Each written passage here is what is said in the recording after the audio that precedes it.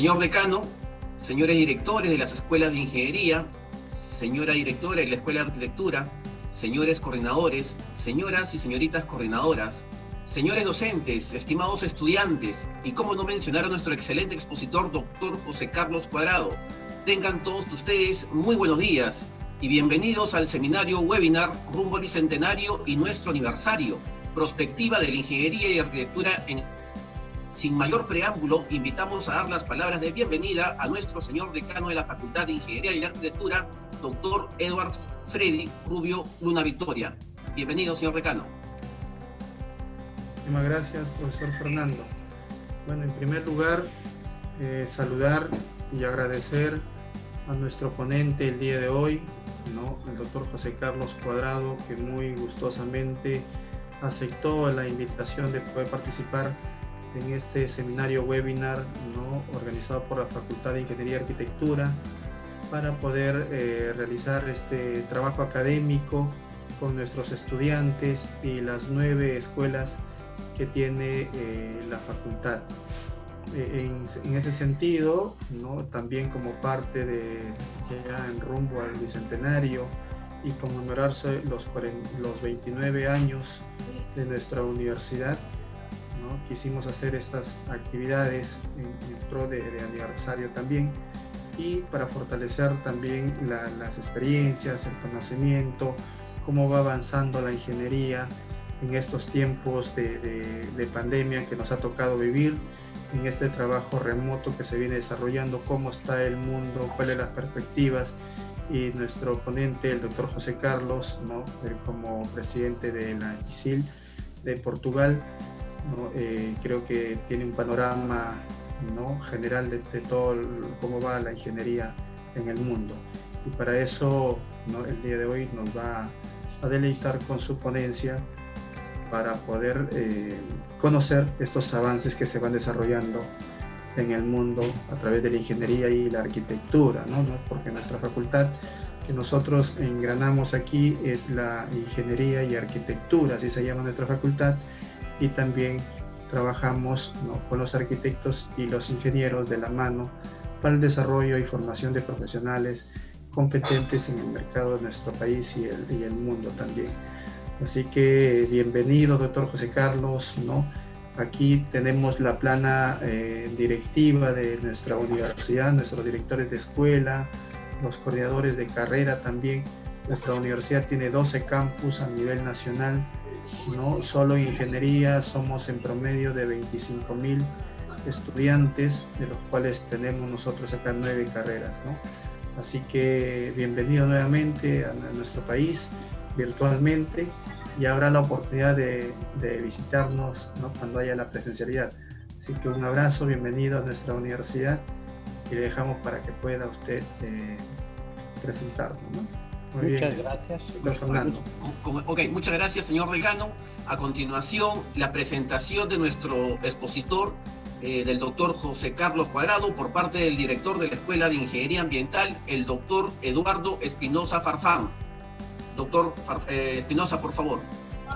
Bien. Buenos días, señor decano de la Facultad de Ingenierías y Arquitectura, Eduardo Rubio Luna Victoria, estimados directores, estimados coordinadores, estudiantes y excelentísimo invitado José Carlos Cuadrado. Voy a mencionar acerca de un resumen de toda su trayectoria de nuestro ponente. El doctor José Carlos Cuadrado es graduado en Ingeniería y Sistema de Potencia.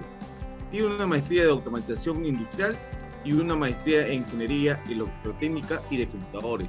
Además, cuenta con un doctorado en Ingeniería Electrotécnica y de Computadores y una agregación en Ingeniería enfocado en la educación de la ingeniería. Fue presidente de ICEL y vicepresidente de ICEL, así también del Consorcio de Latinoamérica y el Caribe de Instituciones de Ingeniería, y miembro del board de la Asociación Iberoamericana de Educación e Ingeniería. También fue presidente de la Federación Internacional de las Sociedades de Educación e Ingeniería, presidente de la Asociación Iberoamericana de Educación e Ingeniería y vicepresidente de la Sociedad Europea de Educación. lidera el Observatorio Portugués de Buenas Prácticas en la Estrategia para la Administración Universitaria de Europa y Latinoamérica y fue presidente de la Asociación Portuguesa de Rectores y Decanos de Ingeniería. Muchas gracias por su presencia y bienvenido, doctor José Carlos Cuadrado. Muy bien, ahora sí dejamos, muchas gracias, doctor Espinosa. Ahora sí dejamos con el uso de la palabra al doctor José Carlos Cuadrado. No sin antes recordar a los señores estudiantes que si tuvieran preguntas, tienen la opción correspondiente para hacerlas. Bienvenido, doctor José Carlos Cuadrado. Muchas gracias. En primer lugar, feliz cumple al decano en nombre de la universidad, así como todos la mesa directiva. Siempre con mucho gusto estar aquí con ustedes, aunque virtualmente, para compartir un momento tan importante. Siempre es importante cuando hablamos de ingeniería, y todavía pasar a ver cuando hablamos de ingeniería en tiempos de COVID. Vamos por eso pasar a compartir mi tela para podernos presentar algunos elementos.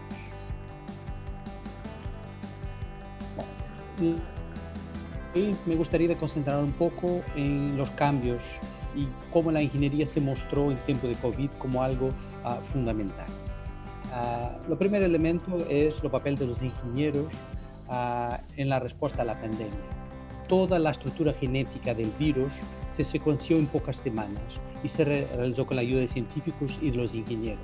Para eso trabajaron muchos tipos de ingenieros, ópticos, eléctricos, mecánicos, informáticos, químicos. Sin ellos no sería posible alcanzarlo en el tiempo récord, todo aquello que logramos alcanzar para conocer mejor este virus. Claro que también la ampliación de terapias y vacunas es fundamental.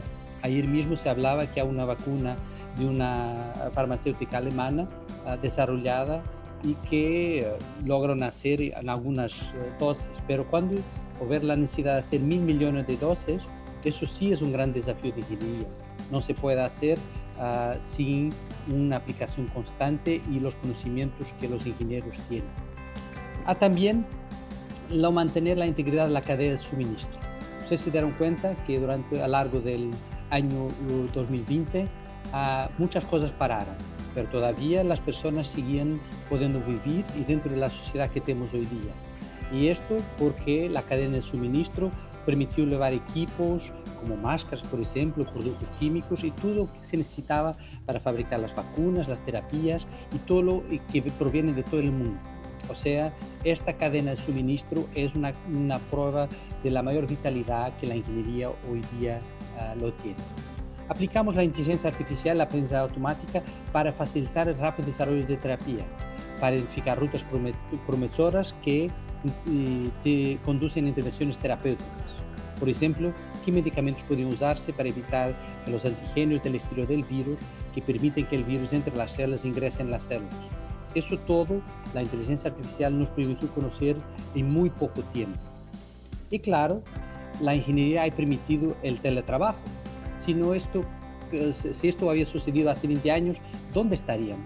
Cada uno de ustedes que está aquí, imagine cómo estaríamos si hace 20 años esta misma pandemia se había espalhado por todo el mundo. No tendríamos la banda ancha, no había comunicación inalámbrica, los 5G, no teníamos la plataforma Zoom como esta donde estamos y otras plataformas.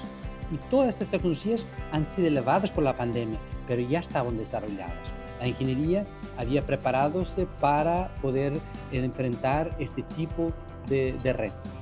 Los ingenieros al mismo momento están modelando este transporte de gotas de aerosol, que es algo que es fundamental para que se puedan tomar contramedidas efectivas como una ventilación mejorada.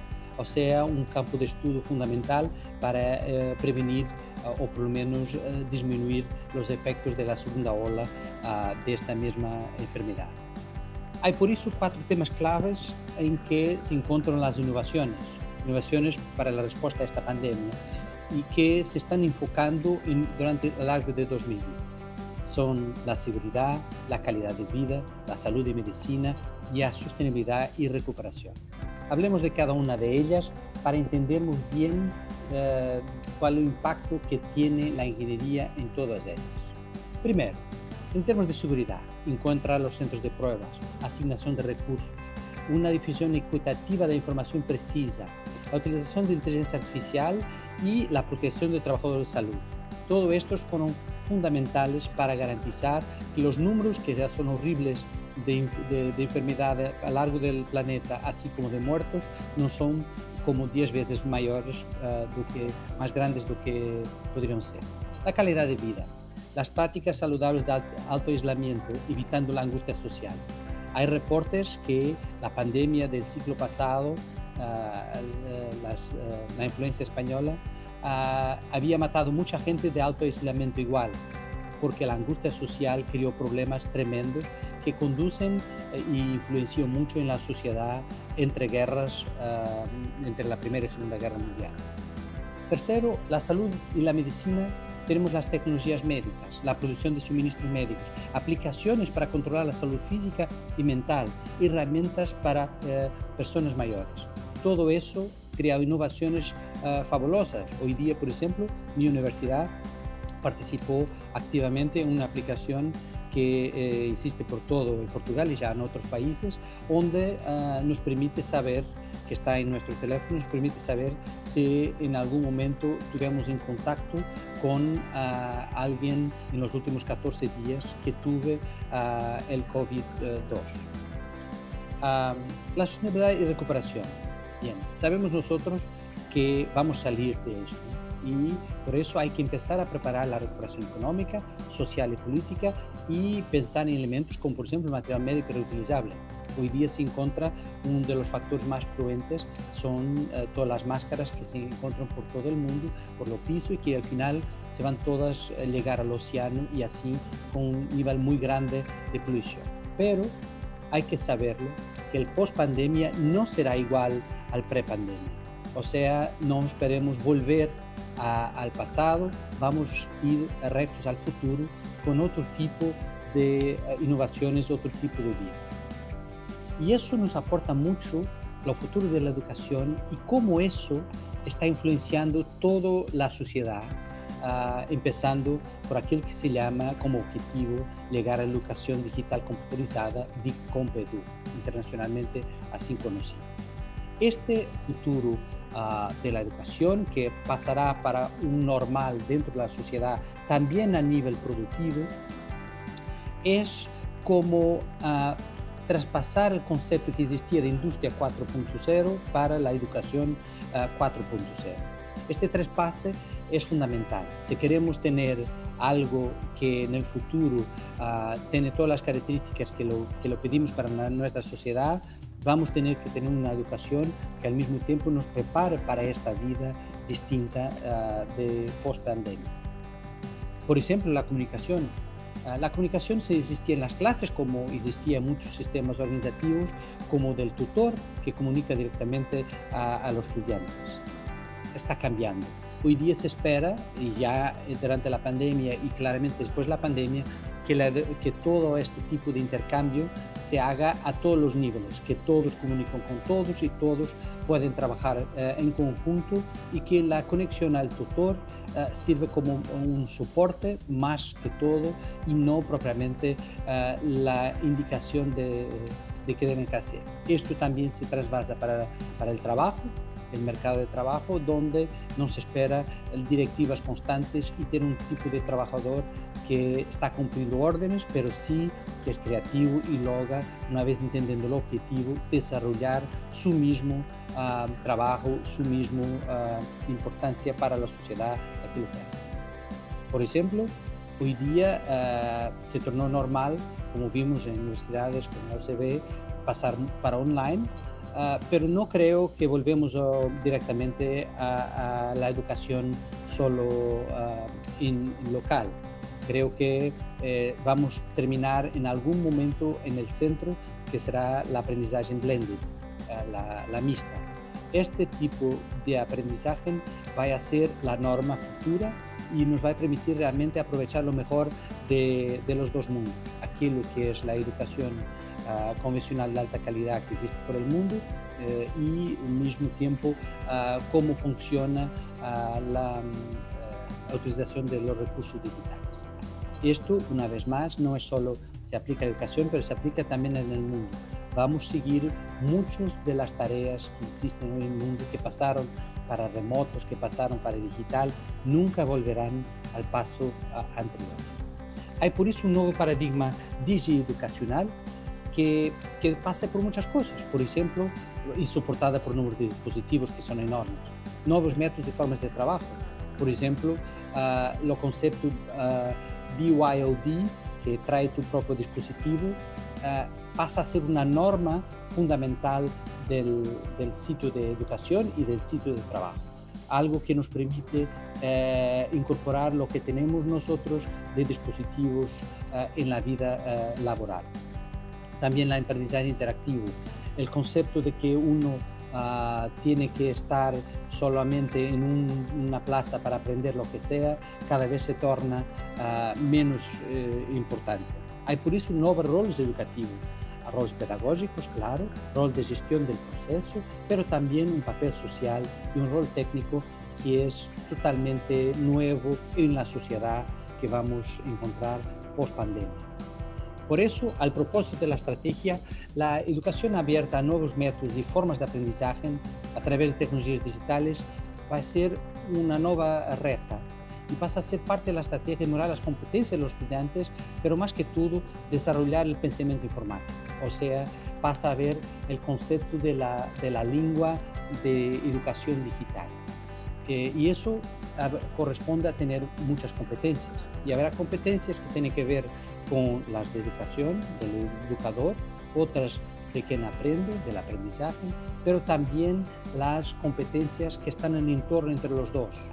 Saber utilizar los recursos digitales, saber hacer evaluación remotamente, ser capaz de compartir aquello que tenemos de educación entre los dos actores en un proceso educativo, entre el educador y el educando, es fundamental.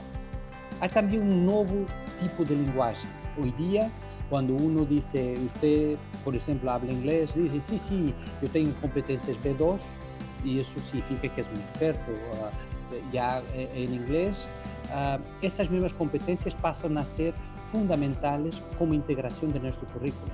O sea, cada vez más vamos a encontrar la clasificación de la lengua de la educación digital como una otra lenguaje que vaya a ser en la misma medida de A1 a C2. Después también es importante hablar del entorno tecnológico.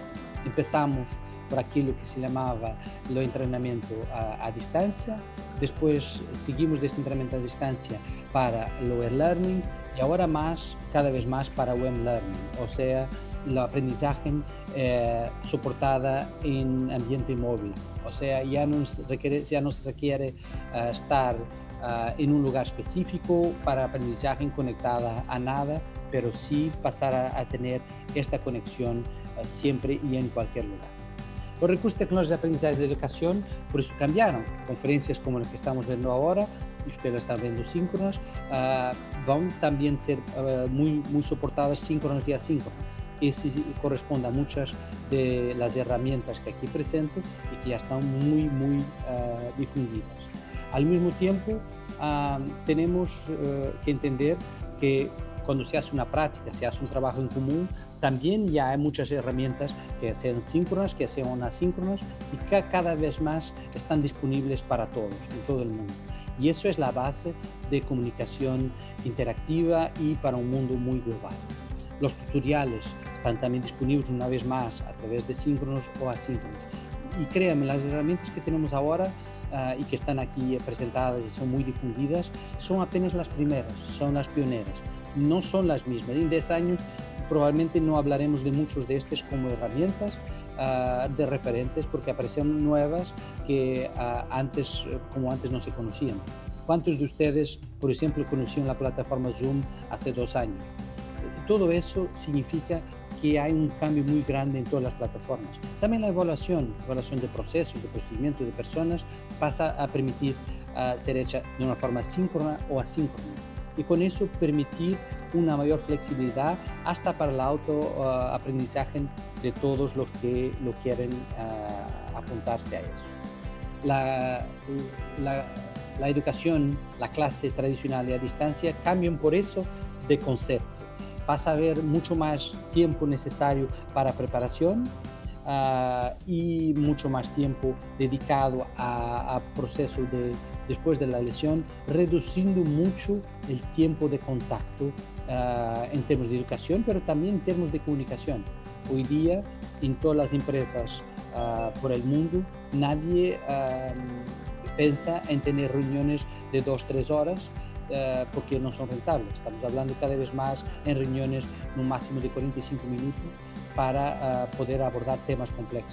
Muchas veces son mucho más reducidas que esas, 15-20 minutos, que es lo suficiente para hacer la parte que está efectiva de conexión online, que obliga, como ya referí y repito, una preparación mucho más dedicada antes y mucho más trabajo después de la misma. También el entorno electrónico para el aprendizaje a distancia. Hay muchos elementos. Aquí les presento algunos, como el Kahoot, el Mentimeter, el Socrative, el Poly Everywhere, Learning Apps. Todo esto son muchas aplicaciones que nos permiten, en realidad, ser mucho más interactivo en lo que hacemos. Sea para discutir, sea para aprobar, sea para votar, sea para lo que sea. Todo eso nos permite estar de una forma remota, pero al mismo tiempo, o presencial, pero al mismo tiempo con conexión global. También la pizarra colaborativa en línea pasa a ser cada vez más importante. Aquí presento más algunas de las herramientas, como por ejemplo Whiteboard Fox, o Twiddler, o Miro. Todo esto son plataformas que nos permiten trabajar, muchas de ellas hasta en procesos asíncronos, permitiendo trabajar con personas del otro lado del mundo sin que nadie tenga que despertar durante la noche para añadirse, y permitiendo trabajar en continuo para algunas empresas 24 horas, las empresas globales que tienen oficinas espalhadas por todo el mundo.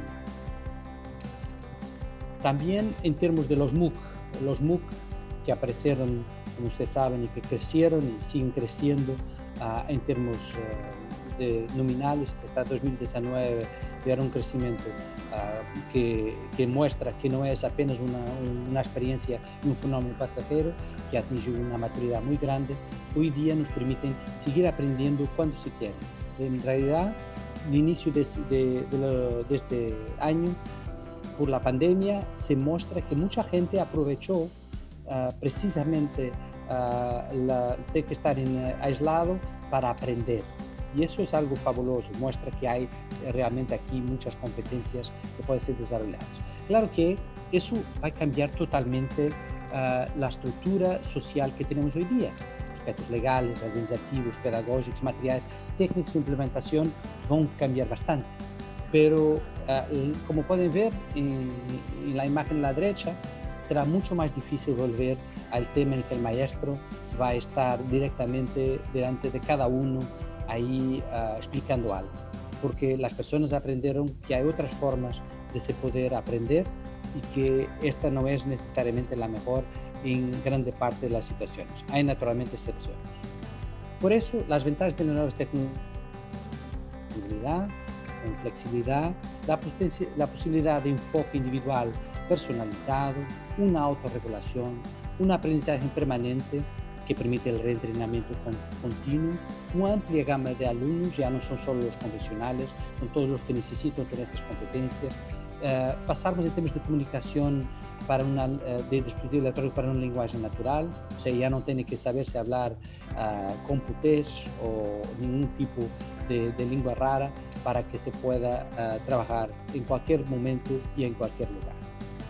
Estos cambios todos nos aportan a entender un poco cómo funciona la ingeniería. Por ejemplo, hoy día, muchos que tienen el mejor software system estructural que está gratuito en el ambiente Windows, y aquí pueden ver que hoy día para hacer la ingeniería, las empresas ya ni necesitan ni requieren tener que desarrollar su propio software, pueden utilizar lo que existe y, como os dije, muchas veces hasta ya sin costo, porque la estructura cambió.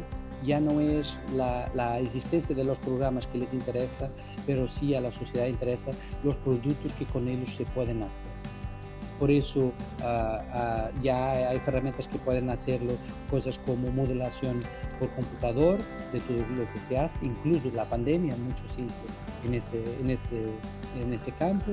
Hay también procesos de hacer simulaciones, experimentaciones, en que los modelos pueden ser probados muchas veces antes de que sea implementado y así garantizando que todo funciona bien. Y después hay que entender que todo eso es parte de una cultura tecnológica digital.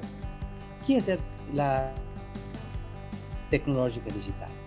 Entender que el cliente está en centro de todo eso, que requiere una innovación siempre y total, que hay que entender los impactos de todo lo que se hace con sus datos para tomar las decisiones, que es claramente colaborativa, que es abierta, ya no es tan cerrada como antes, que era quien tenía que implementaba la regla de oro, que era quien tenía el oro, hacía la regla. Hay cada vez más una mentalidad en que lo digital aparece primero y que tiene que tener una agilidad y una flexibilidad. Esta nueva cultura digital, tecnología digital, fue forzada, o sea, estaba en camino de aparecer, fue forzada por la pandemia y no vuelve atrás. Pasa a haber problemas distintos, la necesidad de la utilización responsable, entender cuáles son los efectos, entender, por ejemplo, y saber cuándo hay que desconectar la tecnología digital para dedicarnos a las personas que están en el entorno. Entender muy bien cómo vivir una vida que nos llamará para trabajar 24 horas o 24.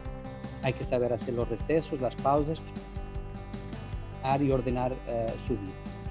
Después hay que entender los fakes. Esto es algo muy importante en la cultura de hoy día. Sea la cultura empresarial, sea la cultura de educación, hay que entender críticamente la credibilidad y la confiabilidad de información y sus fuentes. Hay que preguntar, muy bien, pero ¿es un facto o es una opinión? ¿Hay referencias? Porque hay muchas cosas que se dicen, ustedes buscaran hoy día en cualquier motor de búsqueda, van a encontrar todo tipo de opiniones sobre algo, que no es malo, uno hay que entender de qué están hablando. Después hay que entender quién es el autor, si es un experto o es claramente alguien que no sabe lo que está haciendo. ¿Y por qué está haciendo esta información? ¿Cuáles son los propósitos? Eso se hace mucho en términos de la comunicación y entendimiento, es por qué alguien está pasando digitalmente esta información, qué quieren vender, qué quieren, cuál es el objetivo final. Y después hay otra que es cuán actual es la información, porque muchas veces muchos de los fakes son utilizados descontextualizando la de la fecha, del lugar y del periodo en que ocurrió. Hay cosas que pueden hacer sentido en un lugar y no en otro. Y por otro, la relevancia. Muchas veces ver si eso es importante para lo que quiero hacer en términos de trabajo, en términos de educación, lo que sea. Y por eso ser capaz en total de evaluar las fuentes de esta información. Y con eso lograr tener un poco aquello que es el concepto de entender cómo es vivir en este tipo de mundo, un mundo de cambios constantes y continuados.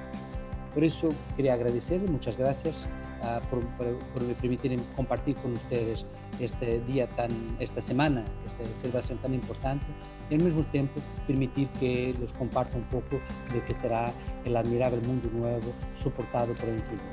Muchas gracias. Muchas gracias, estimado doctor José Carlos Cuadrado, por tan excelente exposición. A continuación, las palabras para la entrega del certificado virtual a cargo del doctor Desmond Mejía Ayala, director de la Escuela Profesional de Ingeniería Empresarial. Por favor, doctor. ¿Qué tal? Muy buenas tardes. Muchísimas gracias por el pase al ponente José Carlos Cuadrado. Interesante escuchar esta perspectiva distinta de lo que nos espera en la ingeniería y la arquitectura en el mundo. Realmente ha sido un gusto poder escucharlo y no sé si me ayudan con la imagen del certificado, por favor. Sí. Poder... Un poquito, por favor. Ahí estamos. Muy bien, muy bien. En nombre de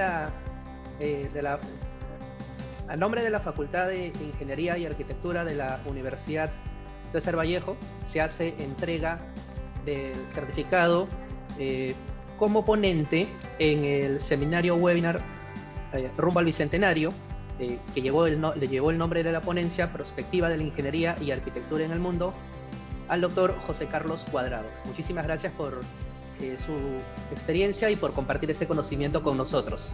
Muchísimas gracias por estar con nosotros. Muchas gracias. Ok, muchas gracias, doctor.